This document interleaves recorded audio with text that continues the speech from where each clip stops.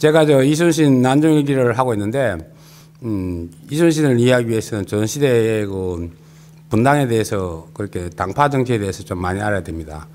그런데 여러분 저 텔레비 어쩌다 어른하는 그런 TV 영화 아시죠? 제가 어쩌다 역사를 하게 되었습니다. 원래 제가 공대 출신인데 역사를 잘 모릅니다. 그런데 제가 이해하려고 하는 역사와 또 내가 주위에서 듣는 역사가 너무 달라가지고 할 수 없이 제가 역사를 스스로 이제 좀 공부를 하고 있습니다. 그런데 이순신을 하다 보니까 조선시대의 분당을 모르고는 이순신을 이해할 수가 없습니다. 그래서 제가 이 사람 이름을 잘 못 외우니까 우리 회사의 유능한 연구원 황금성 연구원을 소개하겠습니다. 황금성 연구원은 사실 인공지능 하는 연구원인데 제가 특별히 기억력이 좋아가지고 조선의 분당에 대해서 연구를 좀 하라 그랬습니다. 공부 많이 했습니까? 네, 많이 했습니다. 많이 했습니까? 네. 그러면 자신 있게 얘기 한번 해주세요. 네. 이순신하고 그 분당하고 무슨 관계가 있어요? 네, 이순신하고 붕당하고 네, 관계가 있습니다. 분명히 관계가 있고요. 그리고 그 붕당 정치를 알기 위해서는 지금 이제 화면에서 보는 것처럼 이제 선조 때 본격적으로 붕당 정치가 시작이 됐는데 붕당 정치를 알기 위해서는 우리가 조선 초기를 알 필요가 있습니다. 이제 조선 초기 때는 그 정도전에 이제 급진 개혁파가 있었고 이 급진 개혁파는 이제 차후에 훈구파로 내려오게 됩니다. 그리고 정몽주에 온건원 개혁파가 있었습니다. 차후에 살인파로 내려오게 되고 그리고 이제 선조가 왕이 되기까지 그러니까 설명 좀 하면 네. 좀 버벅대는데 지금 조선 중기 아니요. 네. 조선 초기에는 저 정도전이란 말이에요. 네. 정도전이가 매파 홍고파라며. 네. 그렇죠. 그런데 지금 선조 때는 살인파야. 네. 살인파면 정도전파로 왔다는 거 아니에요. 정몽주파로 왔다. 아, 그렇지, 그렇지. 정몽주파로 왔다는 거지. 네. 비룡기파로 왔다는 거 아니에요. 네. 살인파로. 네. 맞습니다. 그렇게 정도전파가 사라지고 네. 초기에는 정도전파가 홍고파가 사라지고 네. 살인파가 득세한 게 선조라는 거 아니에요. 네, 맞습니다. 선조 때 와가지고 자리 다툼이 벌어졌다는 거 아니에요. 네. 근데 우리 연구원은 요즘 인공지능 한다면서요. 네, 요새 인공지능 하고 요즘 있습니다. 뭐 미국의 CES 2020 하는 거 소문 들었어요. 뭐가 좀 하디스요, 뭐가? 요즘 인공지능 하디슈는 뭐 자율주행 자동차가 당연히 뭐 하디슈일 거고요. 그리고 이제 뭐 5G로 이제 통신 속도가 엄청나게 빨라졌기 때문에 우리가 이제 인공지능을 해서 이제 이런 빅데이터들을 원활히 통신할 수 있다. 네, 그렇게 되면 이제 앞으로 인공지능 쪽으로도 네, 요즘 뭐 뉴스 밝히니 SK에서 날아가는 자동차 했다 하는데 그거하고는 무슨 관계가 있어요? 잘 몰라요? 날아가는 자동차는 잘 모르겠습니다. 날아가는 자동차가 자율주행한대요. 아, 맞습니까? 네, 아마 가능할 걸로 생각이 됩니다. 지금 드론들도 다 저기 뭐 이런 GPS 위치 추적으로 해서 자율주행이 가능하기 때문에 네, 날아가는 자동차는 당연히 가능합니다. 이란에 이번에 피살당한 사람 이름 알아요 혹시? 미국이 트럼프가 공개했는 이 무슨 만인데 솔레마니 죽은 거 몰라요? 네. 우리 유주자 솔레마니 죽은 거 모른다고 뭐 얘기가 되는데 하여튼 뭐 계속 편집하지 말고 해주세요. 우리 저 연구원이 솔레마니도 모른답니다. 그 인공지능 하시는 분이 솔레마니 모릅니까? 그 무인정찰기에 가가지고 쪽집게 핀셋 사격을 했어요. 그거 보고 너무 무서웠는데 그 조정실이 저 미국에 있대요. 해서 그 핀셋 사격을 하는데 거기 유튜브에 동영상이 나와요. 동영상이 나오는데 야, 저번에 무서워요. 드론 4대가 딱 가는데 차를 쏘더라고요. 차를 쏘니까 사람들이 막 개미처럼 막 도망가요. 그걸 한 놈 한 놈씩 가면서 픽 잡는데 섬찟됐어요. 그게 저 솔레마니.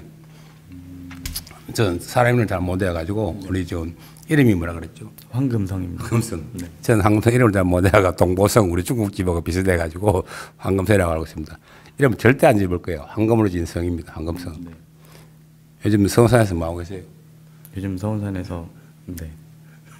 뭐 여러 가지 일을 하고 있습니다. 여러 가지. 네. 인허가 문제 어때요? 네. 인허가 문제는 뭐 지금 잘 풀리고 있는 중이고요. 네. 인허가 복잡하죠. 네. 우리 저 황금성 연구원이 하는 일이 무지하게 많습니다. 지금 인허가 문제, 토지 인허가 문제에서 가지고 뭐 이제 임야도 있고 답도 있고 전도 있고 해서 또 뭐 굉장히 그 제일 무서운 게 살림법이죠. 살림법. 네, 산지보호법. 산지보호법. 네, 그게 걸리면 아무것도 못하는 거죠. 네, 맞습니다. 그래서 산림보호를 하고 있는 우리 황금성 연구원이 지금 분당 정치에 대해서 이야기를 하고 있는데 살인파까지 얘기했습니다. 살인파가 이게 지금 비둘기파? 네, 살인파가 비둘기파. 네, 정몽주까지. 네, 그런데 이조정랑까지 왔어요. 이조정랑. 네. 자, 그다음 이조정랑.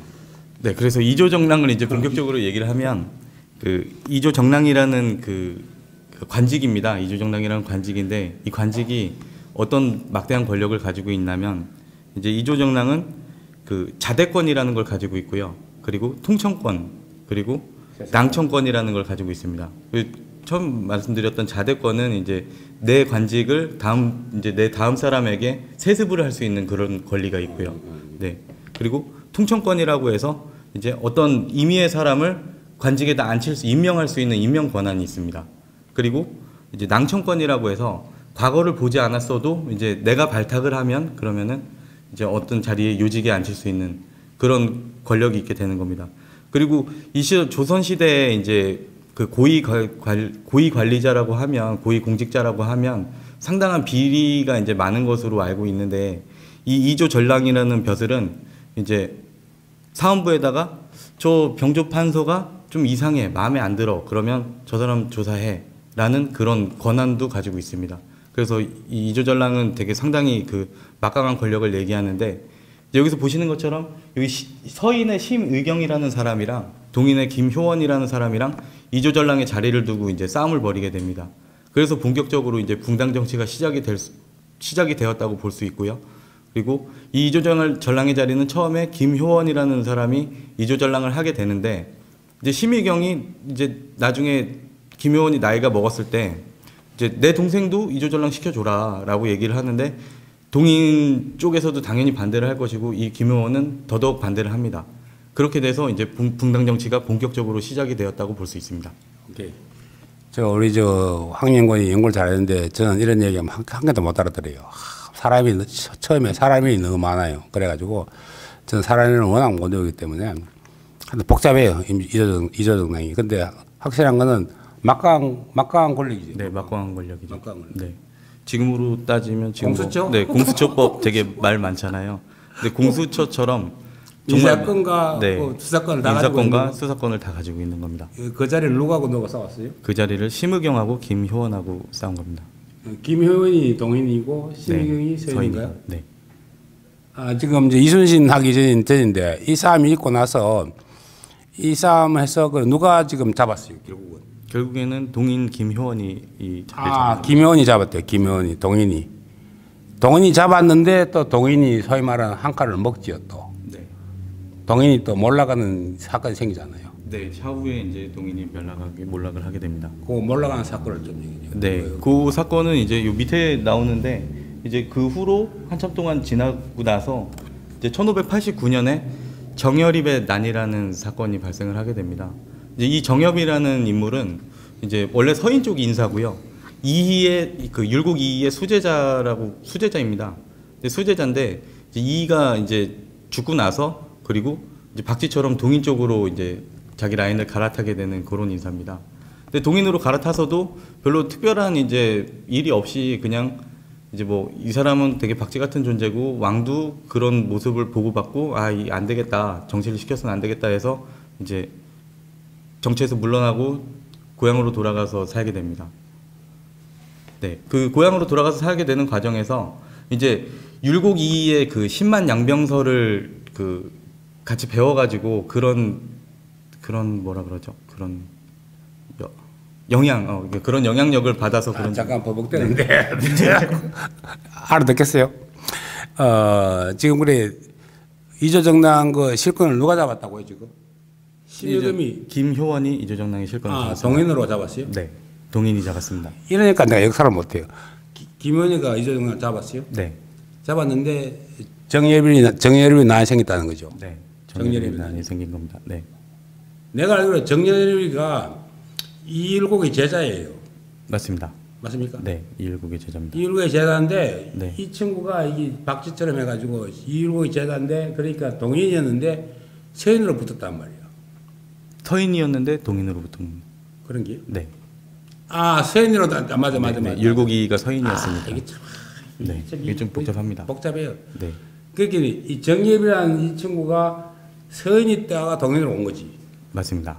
맞죠? 네, 그 서인이다 동인이었는데 이 정예비가 왔다 갔다 한 사람이에요. 왔다 갔다 한 사람인데 네, 왔다 갔다 한 사람이죠. 정예비가 219의 제자인데 내가 알기로는 저 219를 굉장히 비난했어요. 맞습니다. 219 죽고 나서. 네, 죽고 나서. 서성의 무덤에 칼을 꼽은 사람이에요. 네, 황영구 맞습니까? 맞습니다. 그래서 이 얘기를 이제 좀 자세히 보면 이제 그 조선 시대에는 사실 군사부 일체라고 해가지고 그렇지. 서성을 왔다가 네, 스승한테 절대 그렇게 할 수 없는 일인데. 서성이 무덤에 칼을 꼽았으니까 네, 선조가 너 안 돼 이랬단 말이에요. 맞습니다. 그래가 저 선조가 정예립이 너 인간성 안 좋아. 이래 하니까 정예립이가 에라 뭐 난 과거도 안 해 이래가지고 고향으로 내려갔단 말이에요. 네, 고향 내려가 그 고향이 공이요. 고 전라도 어디입니다. 예, 전라도 정확한, 어디 가서. 네, 지명은 저 기억이 안 나는데요. 그래서 성질이 좀 불같은 성질이니까 뭘 만들었다고요? 그래서 대동계라는 걸 조직을 하게 됩니다. 네, 그걸 얘기해 봐요. 네, 그래서 대동계라는 거를 조직을 하고 이제 대동계 조직하기 전에 이 정여립의 사상이 이제 되게 왕권을 그러니까는 왕권에 되게 반대하는 그런 사상을 가지고 있습니다. 그러니까 이게 백성이 있고 왕이 있지 왕 아래 백성은 존재하지 않는다. 그래서 되게 평등 사상을 이렇게 얘기를 항상 했고요. 그러게 기억나는 게 있다. 네, 천하 왕후의 자손이 따로 있나? 그거 맞습니다. 그 이야기 아니에요. 옛날에 저 중국 시대에 네, 있었던 사상이란 말이야. 고사상입니다. 고사상? 네, 그 같은 사상입니다. 네, 네, 네. 고사상한 사람인 줄 알았어. 그 사상이란 말이지. 그 사상이란 말이지. 천하 황후 장사의 씨가 따로 있나 하는 사상이죠. 그래 아무나 임금이 될 수 있다. 네, 아무나 능력만 있으면 임금이 될 수 있다. 능력만 있으면 임금이 될 수 있다. 네, 상당히 민주주의적이네. 맞습니다. 그게 대동기라는 거요? 그런 이제 대동계를 통해서 이제 그런 사항들을 전파를 하고 이제 뭐 하려고 이제 그 대동계를 조직을 하게 되는 거죠. 그렇지. 네, 그거 선녀가 봤다 라 기분 나빴겠네. 네. 아무나 왕이 된다 했기는. 맞습니다. 그래서 완전 이제 눈의 가시처럼 생각을 하고 이제 그게 처음에는 오픈 얘기를 안 한 상태에서 이제 대동계원들끼리만 이제 알고 있는 사상이었던 비밀리에. 건데, 네, 비밀 결사대 같은 그런 조직인 거죠. 근데 좀 이해가 돼요? 예, 이해가 됩니까? 이해가 돼? 다행입니다. 네. 우리가 지금 잘하고 있는 거야 지금. 우리 너무 어려워. 맞습니다. 이 정여립이가 새로운 사상을 가진 거야. 네, 새로운 사상을 가진 거죠. 어? 네, 천하 뭐 항우 씨앗이 따로 있나? 네. 아무나 임금될 수 있다. 그런 사상을 가진 거지. 네, 상당히 민주주의였단 말이야. 맞습니다. 근데 그 이율국이 등에다 칼을 꼽았으니까, 네, 그리고 또 그 왕정에다가 반대를 했으니까 네, 무사할 수 있겠어요 그게? 그렇죠. 네. 그렇게 돼서 이제 그 대동계를 조직해가지고 이제 병사들을 계속 늘리고 있는 상황에서 이제 병사들 사병을 데리고 있으니까 어떤 서인 쪽 어떤 인사에게 그런 얘기를 듣습니다. 지금 뭐 어디 동네 여기 손죽도라고 나오는데요. 손죽도에 외구가 출몰했으니까 배가 한 14척 정도 이제 노략질을 하러 들어왔다고 하거든요. 근데 이 정여립이 그 얘기를 듣고 정여립은 서인 쪽 인사는 아니지만 그래도 나는 나라를 위해서 이제 외구를 물리쳐야 되겠다. 나라를 지키는데 서인 동인이 돼 있나? 네, 맞습니다. 그래서 자기 이제 대동계원들을 데리고 가서 그 외구를 물리치게 됩니다.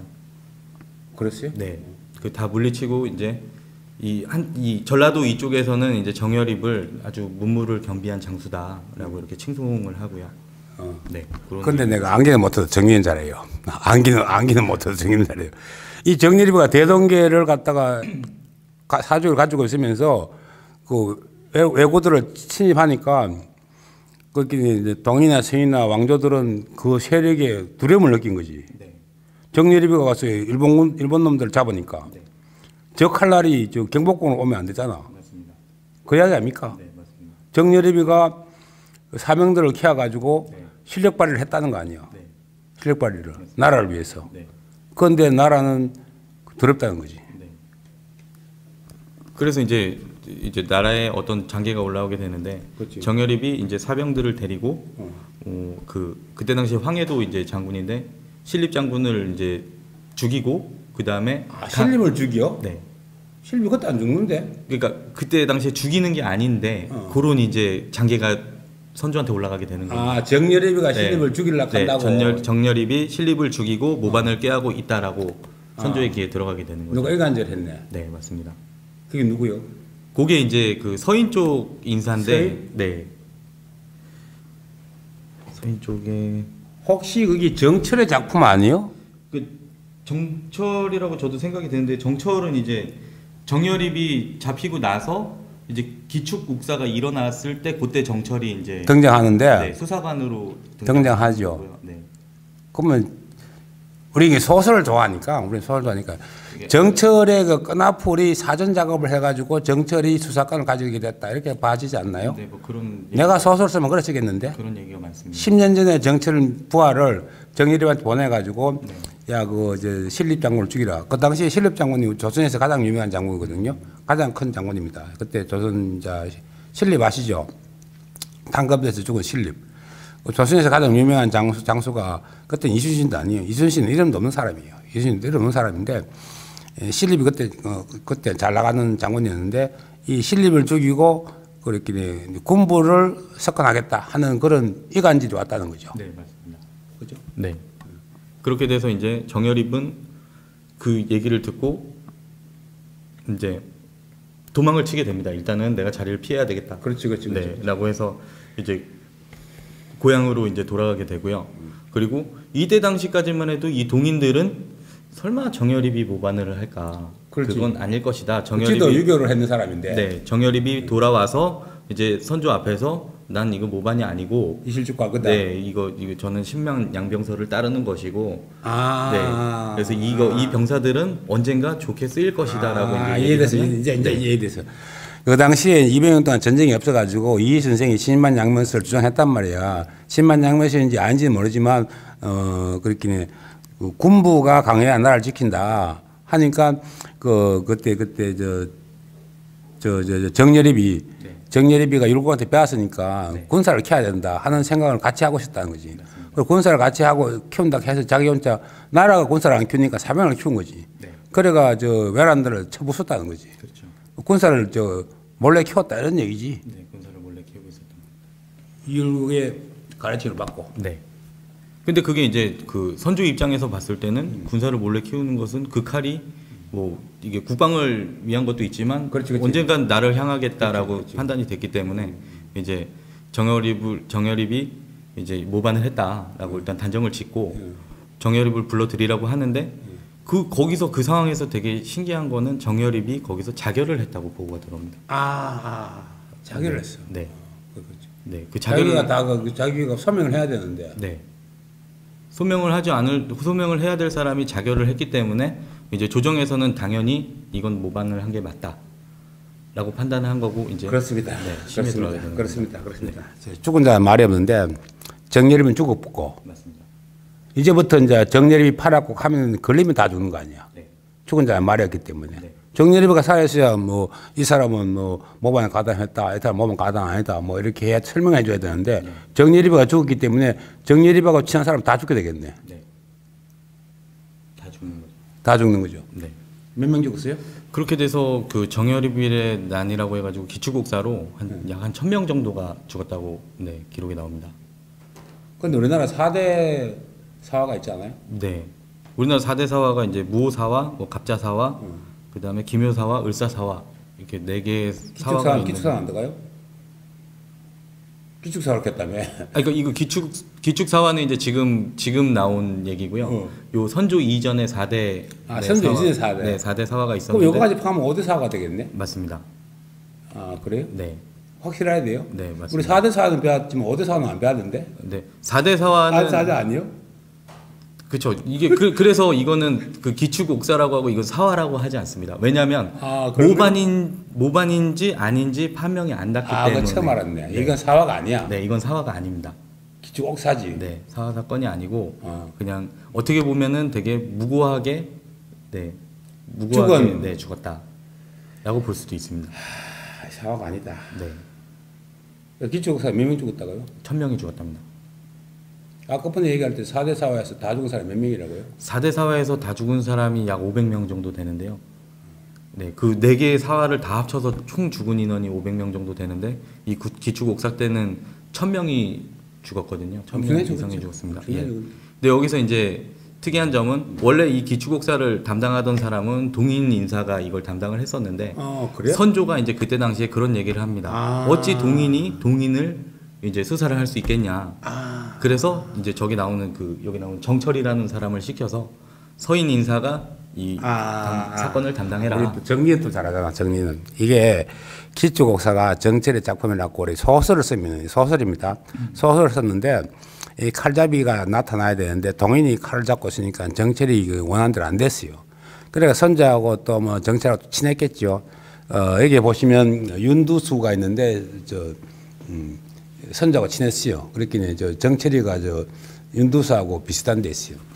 그래가 정철이가 이제 그 수사관으로 나와가지고 정철이가 이때가 찬스다 해가지고 동인파를 싹쓸이하는 거죠.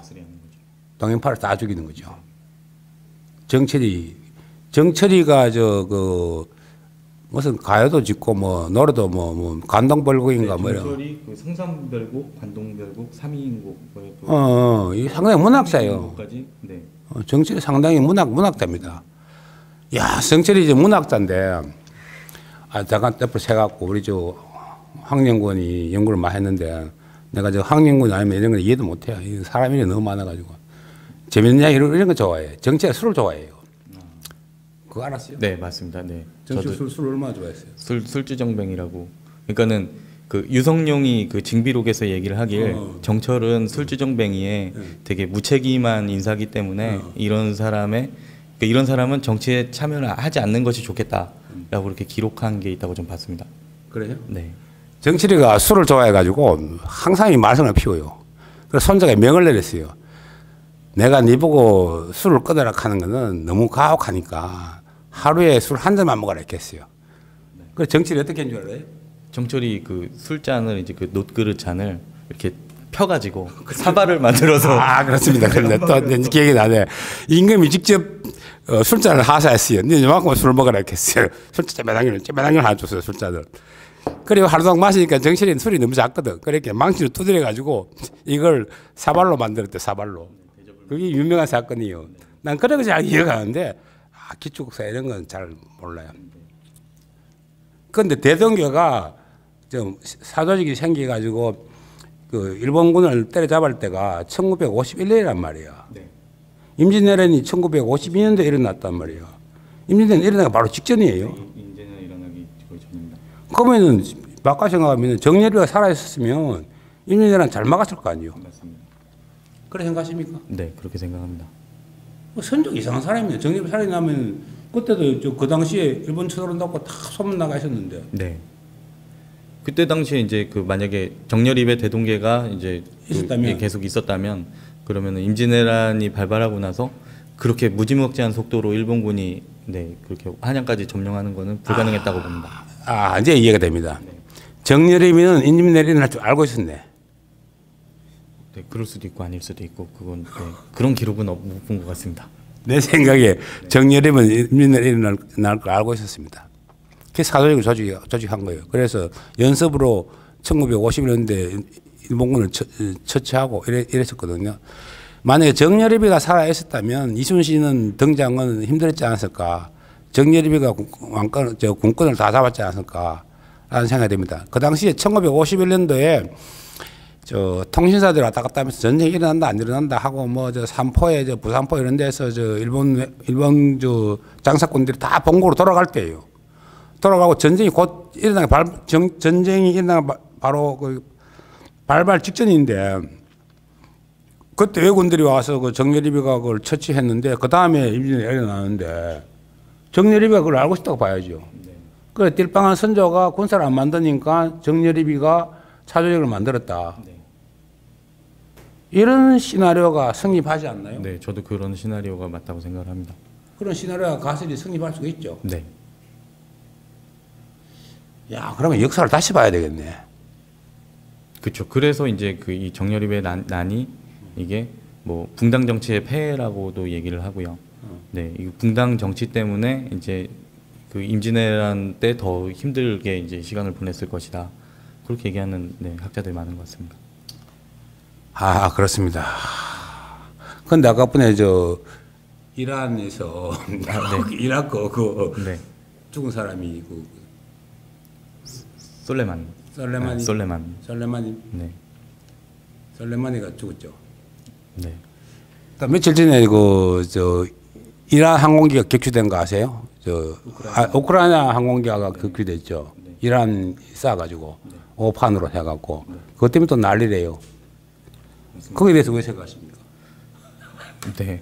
그 이란에서 이제 그 미국 쪽 그 공격을 하고 나서 그 상당히 되게 긴장을 하고 있지 않았나 싶습니다. 무슨 이야기? 아, 솔레마니를 죽이고 나서. 네, 그러니까 솔레만이 이제 죽고 나서 그 이란에서 미국 그 미군 기지에 보복 공격을 하지 않습니까? 그렇지, 그렇지. 네, 미국 쪽 사상자는 0명이라고 얘기를 하는데 그렇죠. 그러고 나서 이제 우리도 어떤 폭격기가 날아와서 폭격을 당할 것이다라고 이제 한마디로 쫄아 있었던 거죠.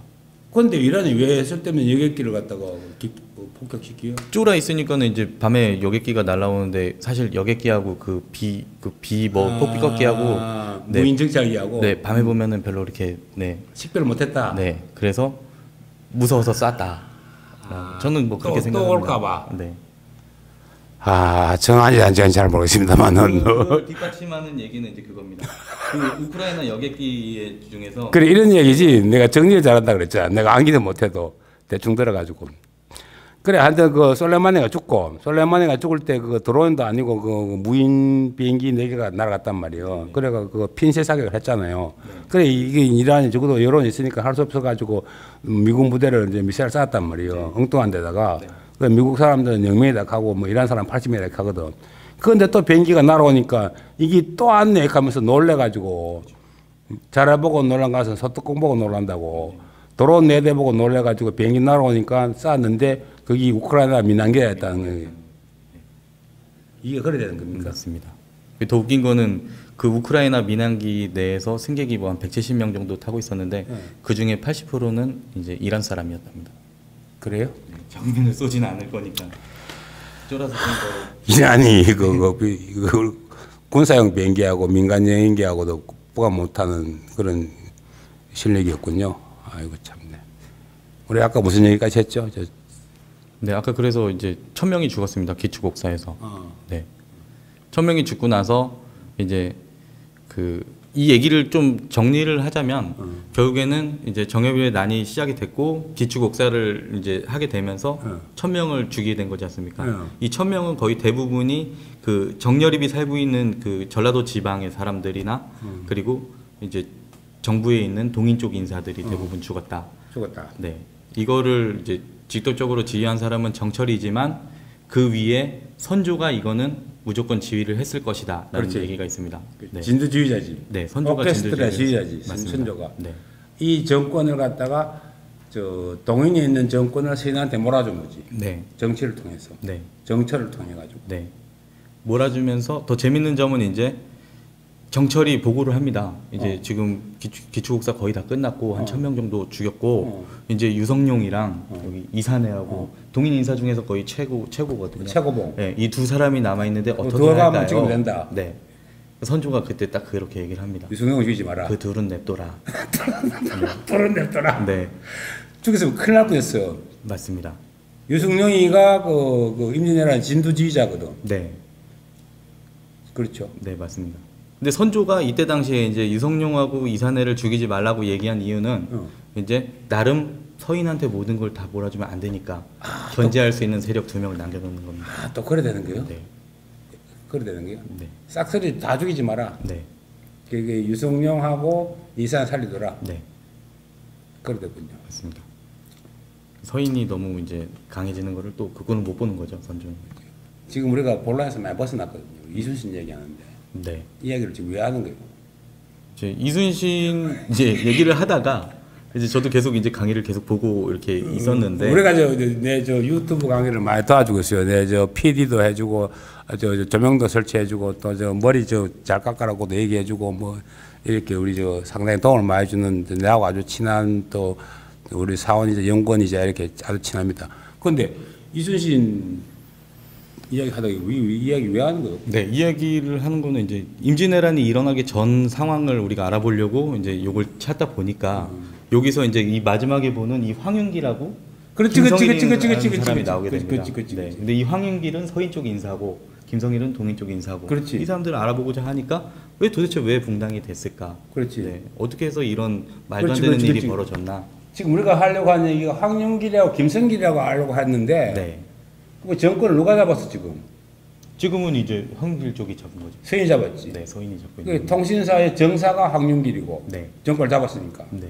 정권을 안 잡은 이게 야당 쪽에 있는 동인의 유승용 대통령이 김성일입니다. 김성일이라는 네. 이야기하려고 하는 거 아니야 지금? 맞습니다. 네. 임진왜란 나기 전에 몇 년 전인지 모르겠어요. 임진왜란 나기 전에 이제 하도 그 일본 놈들이 통일사를 보내라고 난리를 쳐가지고 할 수 없이 황윤길하고 김성길하고 가는데 황윤길이랑 가면 또 안 되니까 또 뭐 딴소리 하니까 김성길을 따라 붙여요. 둘이가 따라 붙여가지고 황윤길이가 정사가 되고 김성길이가 부사가 돼요. 돌아와가지고 각자 복을 하는데 도요토미를 만나고 나서 각자 복을 하는데 서로 달랐다면서요, 얘기가. 네. 어떻게 달랐어요? 그때 당시 황윤길은 이제 임진왜란이 일어나지 않을 거라 일어난다고 얘기를 그렇지, 하죠. 그렇지. 네, 임진왜란이 일어날 거라고 이제 곧 왜구가 쳐들어올 거라고 얘기를 합니다. 황윤길이가. 네. 근데 그 상황에서 이제 그 동인 쪽 인사인 김성일은 왜구는 쳐들어오지 않을 거라고 얘기를 합니다. 왜 그런 얘기예요? 네. 똑같이 봤는데. 네, 같이 보고 이제 그 둘 다 왜구가 쳐들어올 거라고 생각은 하지만 이제 이 붕당 정치의 이 동인과 서인 관계이기 때문에 이 서인 황윤길이 왜구가 쳐들어온다고 얘기했는데 내가 그렇게 똑같이 얘기할 수 없다. 이렇게 나중에 유성룡한테 보고를 하게 됩니다. 아, 황윤길이가 쳐들어온다 했긴 해. 네. 나도 황윤길이 말이 맞소 이래는 못한다 이거지. 네, 맞습니다. 그쪽 의견을 따라줄 수는 없다. 없다. 네. 그러면 전쟁 안 일어난다고 얘기하는 거예요? 네, 전쟁이 일어나지 않을 거라고 얘기를 합니다. 그래? 네. 그리고 나서 이제 차후에 이제 왕 보고가 끝나고 나서 이제 유성룡을 만나서 유성룡한테 진짜 전쟁이 일어날 것 같습니다.라고 얘기를 또 하게 되죠. 아, 김성일이가 네. 유성룡한테 가서 비밀리에 네. 사실은 전쟁이 일어날 것 같다 이렇게 얘기한다는 거죠. 맞습니다. 네. 아, 또 이제 내가 정리해 줘야지. 네. 그래가지고 황윤길이가 본대로 이제 보고를 합니다. 전쟁이 날 거라고.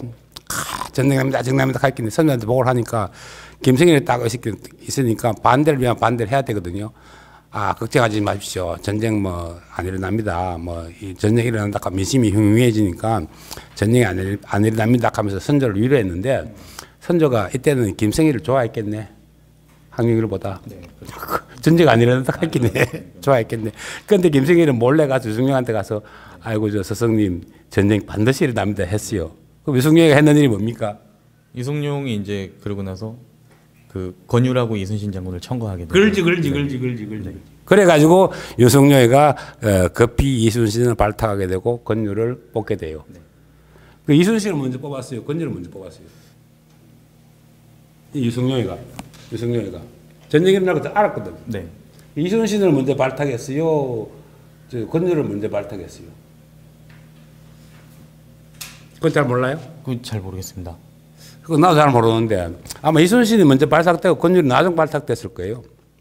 네, 그럴 수 있습니다. 그건 왜냐면 권율이 이제 출생 연도가 1539년인데요. 권율이 처음으로 이제 그 과거 시험에 합격해가지고 이제 정치를 그러니까 그 뭐라 그래 그 공무원이 되게 된 그 시점이 네 42년 후입니다. 그로부터 그래서 40살이 넘어서 권율이 공무원이 되거든요. 권율 이 양반이 보니까 막가파 사람 같아. 막가파. 그 40살 이전에는 어떻게 살았는지. 그러니까 이게 남봉꾼이지 속된 말로. 이렇게 논어를 한문을 공부 많이 한 학자인데 풍류를 즐기는 사람 같아요. 권율이. 그런데 그걸 유승이 알아봤다는 거지. 네. 아, 이렇게 또 정리를 하면은 유승룡이가 사람 보는 눈이 대단합니다. 오리 이윤핵 선생을 알아본 식견도 대단하고 이순신을 알아본 식견도 대단하고 권율을 알아본 식견도 대단합니다. 그래가지고 저 황윤길이하고 김성일하고 이렇게 만나게 둘이 반대결을 했는데 유승룡은 알았다는 거죠. 네. 알았다는 거죠. 그런데 지금 이 정치 실권은 이 서인에 가 있어요. 윤두수에 가 있어요. 윤두수. 윤두수는 제가 알기로 윤두수 초상화가 굉장히 유명해요. 원규 윤두하고 윤두수가 막 사진 바뀐 거 아니에요? 아니 맞습니다. 윤두수 초상화가 아마 선조가 그려준 그림. 저 윤두수 초상화가 저게 아닌데. 윤두수 초상화 유명해요. 여러분 다시 한번 찾아보세요. 내가 아는 윤두수 초상화 이게 아니에요. 윤두수 그렇죠. 네, 제가 알기로는 저 그림이 선조가 이제 그려준 거예요? 네, 자기 밑에 있는 그런 그 사람들 초상화 그리는 걸 되게 좋아해가지고요. 아 그랬어요? 네, 초상화를 뭐 한 30개 정도 뭐 그렸다고. 아 그건 또 새로운 사실인데. 그런 또 기록이 있습니다. 앞으로 잠깐 세면 이게 오늘 이 영상이 재밌어 가지고 한 10분 하려고 그랬는데 한 2, 30분 가는 거 이거 갖고 밤새겠어요. 이게 왜 그러냐면은 윤두수 동생이 윤군수요. 네. 우리는 또 쓸데없는 거 잘 기억하잖아. 그 윤두수 그 별명이 뭔 줄 알아요? 눈물의 재상이에요. 임진왜란에 나가지고 선조 그 바지자를 치마 따라 붙들고 엉엉 울면서 선조 어약가요 하는 게 윤두수예요. 그 눈물의 그 재상이에요, 윤두수가. 생긴 거는 다이 통통한 생긴데 눈물을 그렇게 많이 흘렸대요. 그래서 선조가 윤두수하고 윤군석 붙잡고 야, 너 그 두 형제야 나를 절대로 버리지 말아라 하면서 그 총애를 했대요. 그래가지고 선조 옆에는 항상 윤두수하고 따라다니고 유승룡은 옆에서 배척당했어요. 네. 왜 그랬다 생각해요? 그거는 이제 실질적으로 윤두수가 이제 선조하고 인척 관계에 있습니다. 인척한 게 윤두수하고? 네. 그 제가 알기로는 이제 윤두수가 어떤 그 사돈 집안이 되는 겁니다. 또 그런 거요? 네. 그래서 새로운 사실이네. 그래서 윤두수를 최측근에 두고 이제 자기랑 아무 관계 없는 유성룡은 조금 더 이제 그럼 어떻게 알았어요? 배제하지 않았나. 네, 이 분당 정치 알아보면서 알아보다 보니까 황영권 인공지능 하다가 분당지 공부 많이 했습니다. 참 우리 연구원은 우리 회사 연구원은 만능이 됩니다. 만능돼야 됩니다. 서울산 산림 아까 뭐랬죠? 녹지 산지보호법. 산지보호법. 네. 그게 걸리면 나무도 못 패죠. 네, 거기 걸리면 이제 개발 행위는 중단이 되고요. 예. 그리고 뭐 벌금 5천만 원 이하에 예. 이제 뭐 징역 뭐 5년 그거는 이하. 이제 형사법에 걸리는 거죠. 맞습니다. 그래서 우리 서산 개발할 때 산림보호법에 대해서 가장 신경 쓰고 있었어요. 나무답으로 못 빼죠. 네. 인허가 하면서 제일 중요한 사항이 뭐예요? 인허가하면서 비밀이요? 영업 비밀이요? 인허가하면서 제일 중요한 사항이. 자주 왔다 갔다 해야 돼요? 근데 자주 왔다 갔다 하는 것도 있고 일단은 그 개발하고자 하는 토지에 대해서 토지 이용 계획을 알아보는 게 제일 중요합니다. 그래서 그 개발하고자 하는 토지가 이제 뭐 자연 녹지 지역인지, 그러니까 한마디로 말해서 그린벨트인지 아닌지, 그리고 어떤 면적의 이제 용적률을 건물을 지을 수 있는지 없는지. 그런데 또 우리 항공사진 왜 필요했어요 그때? 어떤 항공사진?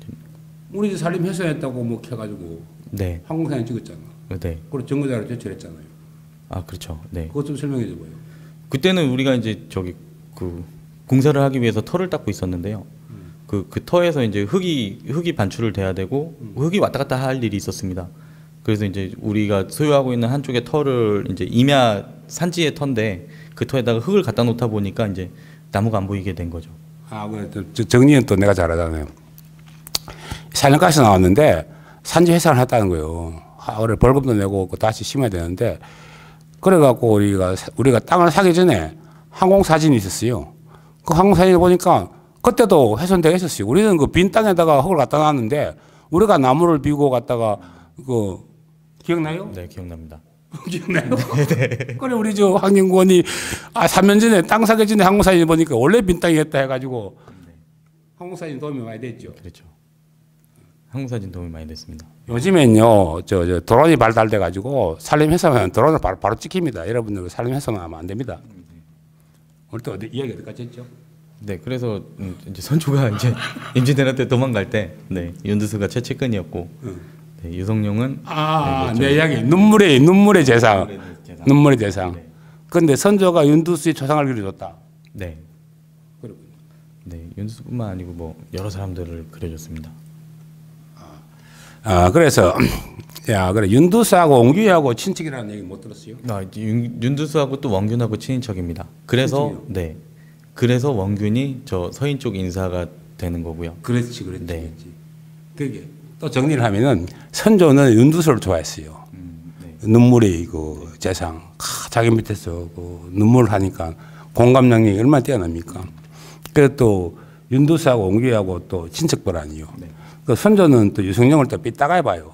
전쟁 안 난다 하다가 전쟁 나서 있기에 책임을 전부 유승룡이 네가 책임지라 했기에 유승룡이가 전쟁 안 난다 했다가 전쟁 나서 있기에 감당을 해야 될 거 아니요. 그렇게 전쟁에서 가장 그 책임감을 느낀 사람이 누구냐? 전쟁 안 난다 하다 전쟁 난다 했는 유성룡, 김성일 이런 사람들 아닙니까? 여기 유성룡, 이순신, 김성일, 권율 이런 사람은 선조가 좋아했다 싫어했다? 싫어하죠. 싫어했다. 네. 전쟁 안 난다 하다 낫다 하고 네. 윤두수는 옆에서 막 울고 있고 그렇죠. 선조 어떡하십니까? 도망갑시다 하고. 네.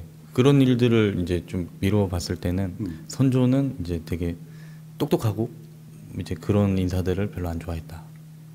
선조가 똑똑해요. 지도 똑똑해요. 그런가요? 이 두 유명한 윤두수와 유성룡 사이를 딱 이렇게 충신 경쟁시키는 그게 쪼잔한 친구, 쪼잔한 친구지. 경쟁시키는 쪼잔한 친구.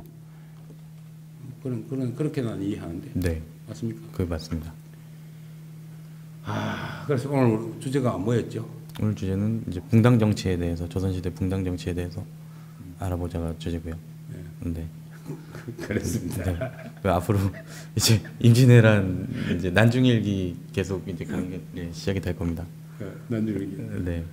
황윤기랑 김승일하고 그것 때문에 그랬죠.